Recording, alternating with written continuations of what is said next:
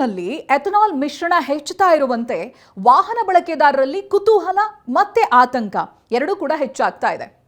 ಒಂದು ಕಡೆ ಇದು ದೇಶದ ಇಂಧನ ಸ್ವಾವಲಂಬನೆ, ರೈತರ ಆದಾಯ ಮತ್ತೆ ಪರಿಸರ ಸಂರಕ್ಷಣೆಗೆ ಮಹತ್ವದ ಹೆಜ್ಜೆಯಾದರೆ, ಮತ್ತೊಂದೆಡೆ ಹಳೆಯ ವಾಹನಗಳ ಕಾರ್ಯಕ್ಷಮತೆ, ಮೈಲೇಜ್ ಮತ್ತೆ ನಿರ್ವಹಣೆ ಕುರಿತ ಪ್ರಶ್ನೆಗಳು ಕೇಳಿಬರ್ತಾ ಇದೆ. ಅದರಲ್ಲೂ ಮುಖ್ಯವಾಗಿ ಎಥನಾಲ್ ಮಿಶ್ರಣ ಆಗ್ತಾ ಇದ್ದಂತೆ ವಾಹನಗಳ ಎಂಜಿನ್ ಸಾಮರ್ಥ್ಯ ಕುಂಠಿತಗೊಳ್ಳುತ್ತೆ ಮತ್ತೆ ವಾಹನದ ಸ್ಪೇರ್ ಪಾರ್ಟ್ಸ್ ಬೇಗನೆ ಹಾಳಾಗುತ್ತೆ ಅನ್ನುವಂಥ ವದಂತಿಗಳು ಸಾಮಾಜಿಕ ಜಾಲತಾಣದಲ್ಲಿ ಹರಿದಾಡ್ತಾ ಇದೆ. ಹಾಗಾದ್ರೆ ನಿಜಕ್ಕೂ ಎಥನಾಲ್ ಮಿಶ್ರಣದಿಂದ ವಾಹನಗಳು ಕೆಡುತ್ತಾ? ವಿಜ್ಞಾನ ಏನ್ ಹೇಳುತ್ತೆ ಬನ್ನಿ ನೋಡೋಣ. ಕಬ್ಬು, ಜೋಳ, ಧಾನ್ಯಗಳ ತ್ಯಾಜ್ಯ, ಕಚ್ಚಾ ವಸ್ತುಗಳಿಂದ ಉತ್ಪಾದನೆಯಾಗುವ ಎಥನಾಲ್ ಈಗ ಭಾರತದ ಇಂಧನ ನೀತಿಯ ಪ್ರಮುಖ ಭಾಗ.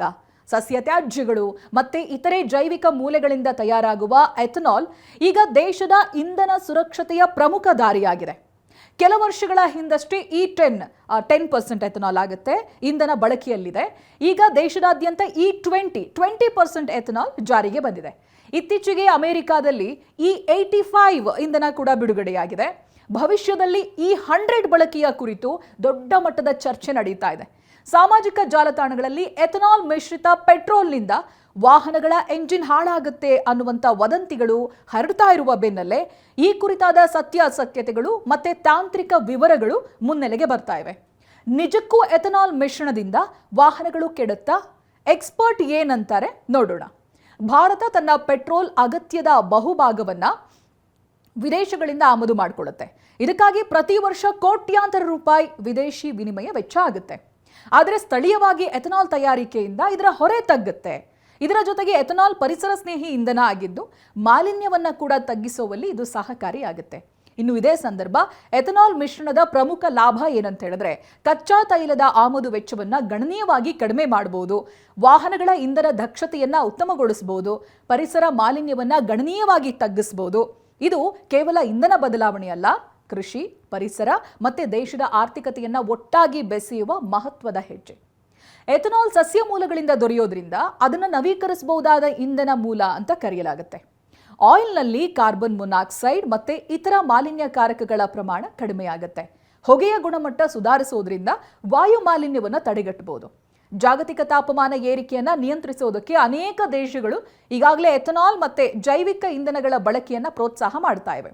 ವಾಹನ ತಯಾರಿಕರ ದೃಷ್ಟಿಕೋನ ಹಾಗೆ ಎಂಜಿನ್ ತಂತ್ರಜ್ಞಾನ, ರಬ್ಬರ್, ಪ್ಲಾಸ್ಟಿಕ್, ಅಲ್ಯೂಮಿನಿಯಂ ಮುಂತಾದ ಭಾಗಗಳು ಎಥನಾಲ್ ಸಂಪರ್ಕಕ್ಕೆ ಬಂದಾಗ ದೀರ್ಘಾವಧಿಯಲ್ಲಿ ಹಾನಿಗೊಳಗಾಗಬಹುದು. ಇದರಿಂದ ವಾಹನಗಳ ಇಂಧನ ವ್ಯವಸ್ಥೆಯ ಮೇಲೆ ಪರಿಣಾಮ ಬೀರಬಹುದು ಅನ್ನುವಂಥ ಆತಂಕ ಇದೆ. ಆದರೆ ಇತ್ತೀಚಿನ ವರ್ಷಗಳಲ್ಲಿ ತಯಾರಾಗ್ತಾ ಇರುವಂಥ ವಾಹನಗಳಲ್ಲಿ ಇಂತಹ ಭಾಗಗಳನ್ನು ಎಥನಾಲ್ ನಿರೋಧಕ ಸಾಮಗ್ರಿಗಳನ್ನಾಗಿ ಬದಲಾಯಿಸಲಾಗಿದೆ. ಹೀಗಾಗಿ ಇತ್ತೀಚಿನ ದಿನಗಳಲ್ಲಿ ಬಿಡುಗಡೆಯಾಗ್ತಾ ಇರುವಂಥ ಭಾರತದ ವಾಹನಗಳು E20 ಇಂಧನ ಬಳಕೆಗೆ ಸಂಪೂರ್ಣ ಸಜ್ಜಾಗಿವೆ. ಎಥನಾಲ್ನಲ್ಲಿ ಆಕ್ಸಿಜನ್ ಪ್ರಮಾಣ ಕಡಿಮೆಯಾಗಿರುತ್ತೆ. ಇದರಿಂದ ಇಂಧನ ದಹನ ಪ್ರಕ್ರಿಯೆ ಸಂಪೂರ್ಣವಾಗಿ ಮತ್ತೆ ಸಮರ್ಥವಾಗಿ ನಡೆಯುತ್ತೆ. E20 ಹೊಂದಾಣಿಕೆಯ ಎಂಜಿನ್ಗಳಲ್ಲಿ ಇಂಧನ ದಹನ ದಕ್ಷತೆ ಉತ್ತಮ ಆಗಿರುತ್ತೆ. ಇದು ಕೆಲ ಪರಿಸ್ಥಿತಿಗಳಲ್ಲಿ ಎಂಜಿನ್ ಕಾರ್ಯಕ್ಷಮತೆಯನ್ನು ಸುಧಾರಿಸುತ್ತೆ. ಇದೇ ಕಾರಣಕ್ಕಾಗಿ ಆಟೋಮೊಬೈಲ್ ಕಂಪನಿಗಳು E20 ಇಂಧನಕ್ಕೆ ತಕ್ಕಂತೆ ತಮ್ಮ ಎಂಜಿನ್ ತಂತ್ರಜ್ಞಾನವನ್ನು ನವೀಕರಿಸ್ತಾ ಇವೆ. ಹಳೆಯ ಬೈಕ್ಗಳು ಎಥನಾಲ್ ಮಿಶ್ರಿತ ಇಂಧನಕ್ಕೆ ತಕ್ಕಂತೆ ತಯಾರಾಗಿಲ್ಲ. 2018ಕ್ಕಿಂತ ಹಳೆಯದಾದ ವಾಹನಗಳು E20 ಇಂಧನ ಬಳಕೆಗೆ ಪೂರ್ಣವಾಗಿ ಸಿದ್ಧವಾಗಿಲ್ಲ. ಎಥನಾಲ್ ಗಾಳಿಯಲ್ಲಿರುವಂಥ ತೇವಾಂಶವನ್ನು ಹೀರ್ಕೊಳ್ಳುವಂಥ ಗುಣ ಇದೆ. ಅದಕ್ಕೆ ಇಂಧನ ಟ್ಯಾಂಕ್ನಲ್ಲಿ ದೀರ್ಘಕಾಲದವರೆಗೆ ಪೆಟ್ರೋಲ್ ಉಳಿದ್ರೆ ತೇವಾಂಶದ ಕಾರಣ ತುಕ್ಕು ಹಿಡಿಯುವಂಥ ಸಮಸ್ಯೆ ಉಂಟಾಗಬಹುದು. ಇದರಿಂದ ಕೆಲವು ಹಳೆಯ ವಾಹನಗಳಲ್ಲಿ fuel pump, fuel injector, seals, rubber ಪೈಪ್ಗಳಂತಹ ಭಾಗಗಳು ಬೇಗನೆ ಹಾಳಾಗುವಂಥ ಸಾಧ್ಯತೆ ಇರುತ್ತೆ. ಆದರೆ ಇದು ಎಲ್ಲ ಬೈಕ್ಗಳಲ್ಲೂ ಕೂಡ ಆಗೋದಿಲ್ಲ. ವಾಹನಗಳ ನಿರ್ವಹಣೆ, ಚಾಲನೆ ಮತ್ತೆ ಇಂಧನದ ಗುಣಮಟ್ಟ ಹಾಗೂ ಬಳಕೆಯ ವಿಧಾನದ ಮೇಲೆ ಇದು ಅವಲಂಬಿತ ಆಗಿರುತ್ತೆ. ಎಥನಾಲ್ನಿಂದ ವಾಹನದ ಮೈಲೇಜ್ ಕಡಿಮೆಯಾಗುತ್ತಾ ಅಂತ ಕೇಳಿದ್ರೆ ಹೌದು, ಆದರೆ ಅತ್ಯಲ್ಪ ಪ್ರಮಾಣದಲ್ಲಿ ಮಾತ್ರ ಅಂತ ಹೇಳಲಾಗ್ತಾ ಇದೆ. ಎಥನಾಲ್ನ ಶಕ್ತಿ ಸಾಮರ್ಥ್ಯ ಪೆಟ್ರೋಲ್ಗಿಂತ ಸ್ವಲ್ಪ ಕಡಿಮೆನೇ ಇದೆ. ಇದರಿಂದ ಕೆಲವು ವಾಹನಗಳಲ್ಲಿ 3ರಿಂದ 7% ಮೈಲೇಜ್ ಕೊರತೆ ಕಂಡುಬರಬಹುದು. ಆದರೆ ಇತ್ತೀಚಿನ ಎಂಜಿನ್ಗಳ ವ್ಯವಸ್ಥೆಗಳು ಇಂಧನದ ಬಳಕೆಯನ್ನು ಸಮರ್ಥವಾಗಿ ನಿರ್ವಹಿಸ್ತವೆ. ಭಾರತದಲ್ಲಿ ಮಾತ್ರ ಅಲ್ಲ, ಜಗತ್ತಿನಾದ್ಯಂತ ಎಥನಾಲ್ ಬಳಕೆ ಚಾಲ್ತಿಯಲ್ಲಿ ಇದೆ. ಅಮೆರಿಕಾದಲ್ಲಿ ವರ್ಷಗಳಿಂದ E10 ಮತ್ತೆ E15 ವ್ಯಾಪಕವಾಗಿ ಬಳಕೆಯಲ್ಲಿದೆ. ಬ್ರೆಜಿಲ್ನಲ್ಲಿ E27 ಕಡ್ಡಾಯ ಆಗಿದ್ದು ಅಲ್ಲಿನ ಬಹುತೇಕ ಫ್ಲೆಕ್ಸ್ ಫ್ಯೂಯಲ್ ವಾಹನಗಳು E100 ವರೆಗೂ ಕೂಡ ಬಳಸಬಲ್ಲವು. ಹೀಗೆ ಸರಿಯಾದ ತಂತ್ರಜ್ಞಾನ ಮತ್ತೆ ವಾಹನ ವಿನ್ಯಾಸ ಇದ್ರೆ ಎಥನಾಲ್ ಯಶಸ್ವಿಯಾಗಿ ಬಳಸಬಹುದು ಅನ್ನೋದು ಹಲವು ದೇಶಗಳು ಈಗಾಗಲೇ ತೋರಿಸ್ಕೊಟ್ಟಿವೆ. ಇದೇ ಹಾದಿಯಲ್ಲಿ ಹೊಸ ವಾಹನಗಳು ಭಾರತದ ಪ್ರಮುಖ ವಾಹನ ತಯಾರಕರು ಈಗಾಗಲೇ E20 ಹೊಂದಾಣಿಕೆಯ ವಾಹನಗಳನ್ನು ಮಾರುಕಟ್ಟೆಗೆ ತರ್ತಾ ಇದ್ದಾರೆ. ಮುಂಬರುವಂತಹ ದಿನಗಳಲ್ಲಿ ಫ್ಲೆಕ್ಸ್ ಫ್ಯೂಯಲ್ ವಾಹನಗಳ ಹೆಚ್ಚಿನ ಸಂಖ್ಯೆಯಲ್ಲಿ ಮಾರುಕಟ್ಟೆಗೆ ಬರಲಿವೆ.